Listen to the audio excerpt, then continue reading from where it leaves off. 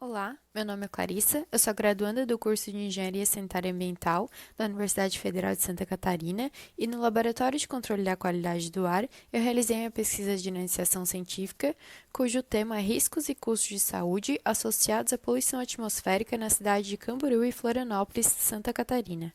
A pesquisa trata do poluente material particulado, que ele pode ser uma mistura de partículas sólidas e líquidas presentes no ar, e as que têm um diâmetro menor que 10 micrômetros podem ser inaladas pelo corpo humano na respiração.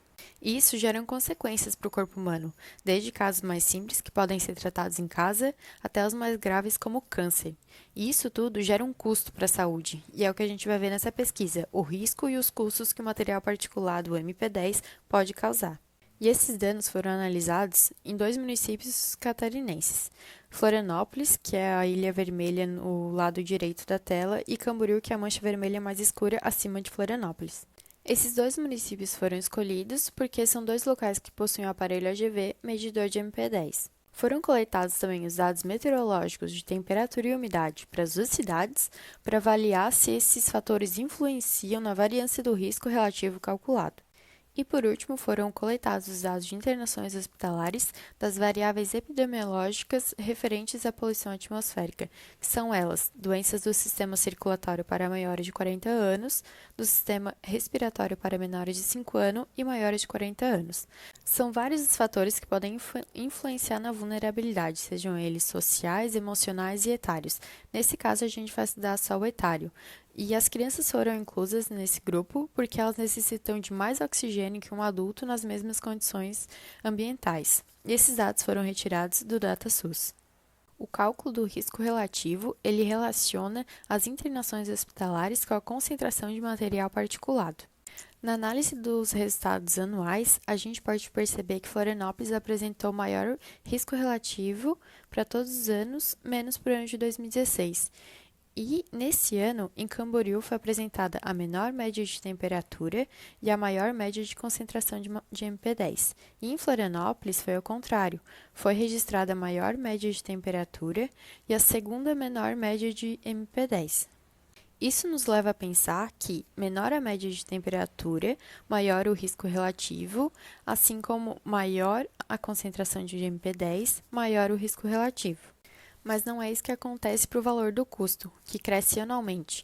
Isso pode ser explicado porque a população anual também cresce, então, maior a quantidade de pessoas expostas ao risco, maior a quantidade de pessoas que vão desenvolver essas doenças.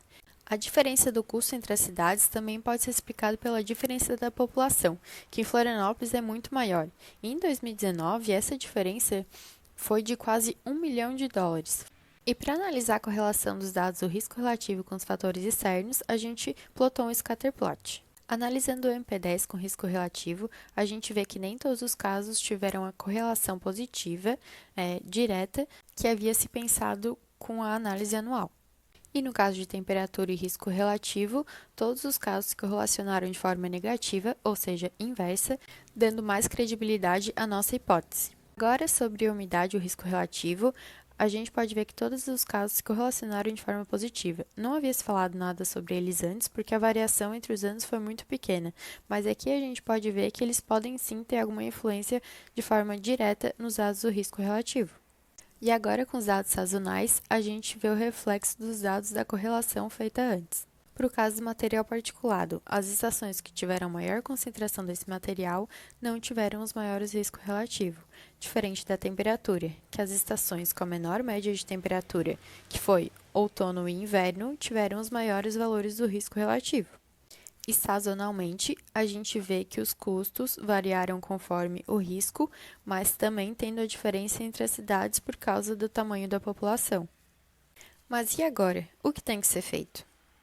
Não é nenhuma descoberta ou grande ideia, o que pode ser feito é investir em monitoramento. Em Santa Catarina, ainda não há nenhuma estação de monitoramento, mas em São Paulo existem 60 estações de monitoramento automáticas que enviam os dados diretamente para o aplicativo que a população pode acessar. Com isso, a população fica ciente da qualidade do ar externo e pode se prevenir tentando não sair, não se expor a esse risco.